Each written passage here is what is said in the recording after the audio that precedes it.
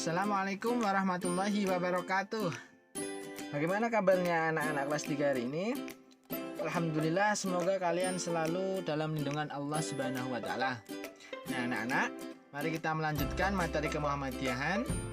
Kali ini kita akan melanjutkan bab 6, yaitu keluarga warga Muhammadiyah. Nah, sebelum memulai pembelajaran hari ini, mari kita awali dengan membaca bersama-sama. Bismillahirrahmanirrahim. Nah, anak-anakku, tujuan pembelajaran hari ini adalah setelah kalian menonton video pembelajaran, kalian diharapkan mampu memahami salat berjamaah dengan baik dan benar, dan juga memahami adab membaca Al-Quran dengan baik dan benar. Setelah itu, mengikuti kegiatan keislaman di sekolah dan di masyarakat dengan baik dan benar. Nah, anak-anakku, apa sih keluarga itu? Keluarga adalah kelompok orang yang mempunyai hubungan darah atau perkawinan.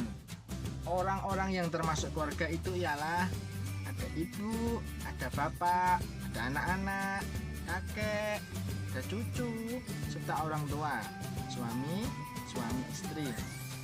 Keluarga adalah bagian dari masyarakat, dan keluarga itulah yang mewarnai masyarakat. Jika keluarga-keluarga sebagai anggota masyarakat itu semua baik, maka masyarakat akan menjadi baik pula. Dan sebaliknya, jika keluarga itu tidak baik, maka masyarakat pun tidak akan baik. Nah, keluarga-keluarga di lingkungan Muhammadiyah dituntut untuk teladan dalam mempraktikkan kehidupan yang islami. Dari keluarga-keluarga yang seperti inilah diharapkan lahir pribadi-pribadi yang memiliki perilaku seperti Nabi Muhammad, sehingga bisa menjadi uswah hasanah yang diteladani oleh semua umat. Perilakunya senantiasa menunjukkan akhlak yang mulia atau akhlak karimah, sehingga disukai oleh banyak orang, dan selalu berusaha menjauhkan dirinya dari akhlak yang tercela.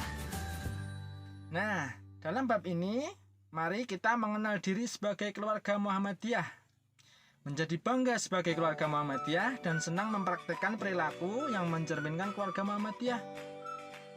Nah, kira-kira apa aja itu perilaku yang mencerminkan keluarga Muhammadiyah? Nah, yang pertama yaitu aktif sholat berjamaah. Sholat berjamaah adalah sholat yang dikerjakan secara bersama-sama.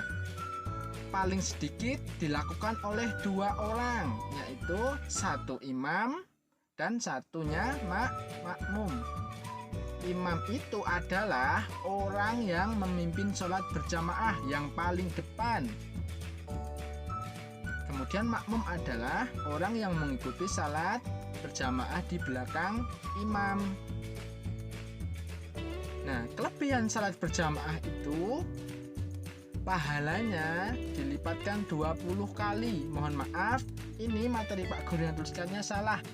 Bukan 27 rakaat, tapi pahalanya itu dilipatkan 27 kali daripada sholat sendirian, anak-anak. Nah, dari sholat berjamaah itu memiliki banyak sekali manfaat. Tapi kali ini Pak Guru mengambil 6 manfaat. Yang pertama, manfaat sholat berjamaah adalah mengikuti sunnah Nabi Muhammad SAW, mendapatkan pahala yang berlipat dari Allah. Berapa kelipatannya pahalanya? 27 kali. Kemudian melatih bekerja sama dan saling menghormati, dapat menjalin silaturahmi. Yang kelima, melatih untuk taat kepada pimpinan. Yang keenam, memupuk rasa setia kawan. Nah, selain aktif sholat berjamaah, yang kedua yaitu membaca Al-Quran. Al-Quran itu adalah kitab suci umat Islam, kitab suci yang paling lengkap dan paling sempurna. Membaca Al-Quran merupakan suatu ibadah, anak-anakku. Hendaknya kita membaca Al-Quran setiap hari dan mengamalkannya.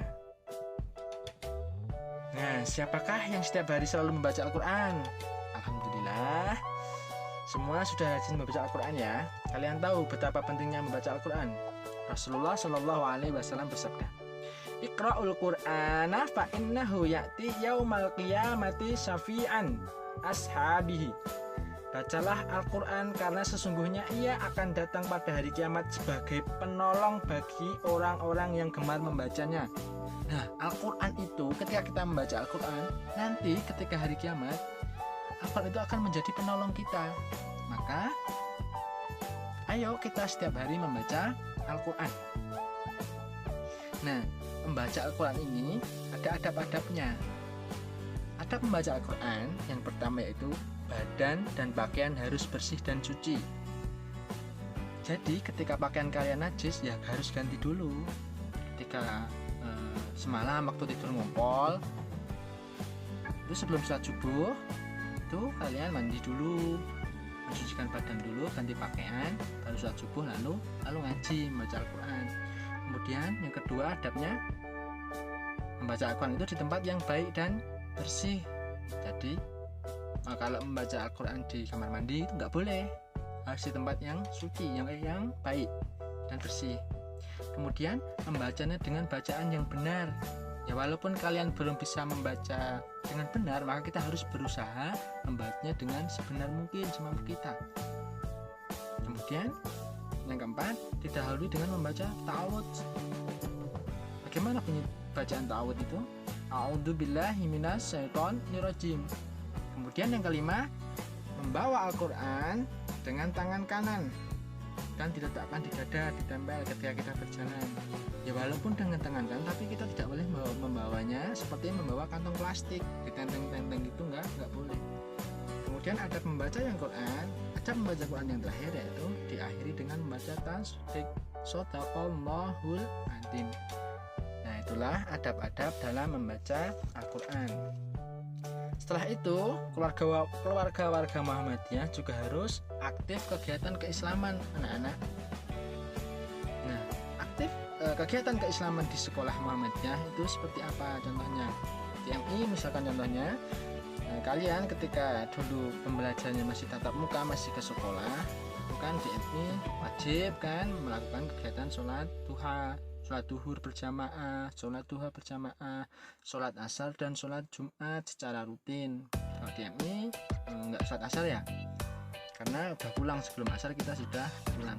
Kemudian tadarus Al-Quran. Kemudian peringatan hari besar Islam seperti kemarin kan, kalau DMI untuk memperingati Maulid Nabi juga jeda itu kan ada lomba yang bertemakan Maulid Nabi Muhammad. Kemudian ada pesantren Ramadan, ada juga kultum, ada bakti sosial, ada zakat dan lain-lain.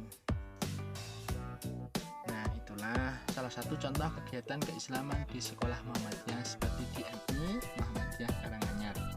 Nah anak-anak, selain itu warga Muhammadiyah juga harus adil dan juga harus berperilaku adil kepada Allah, berperilaku adil kepada diri sendiri, kemudian hidup sederhana dan lain sebagainya. Itu kita bahas dalam materi minggu depan atau pertemuan depan. Nah, kita cukupkan materi pada hari ini, materi kali ini. Kita tutup dengan baca hamdalah bersama-sama. Alhamdulillahirabbil alamin. Nah, anak-anak tetap semangat. Tugas dari Bapak Ibu guru dikumpulkan, dikerjakan, dikumpulkan agar tidak menyusahkan kalian sendiri nantinya. Ya, Bapak ucapkan sekian. Assalamualaikum warahmatullahi wabarakatuh.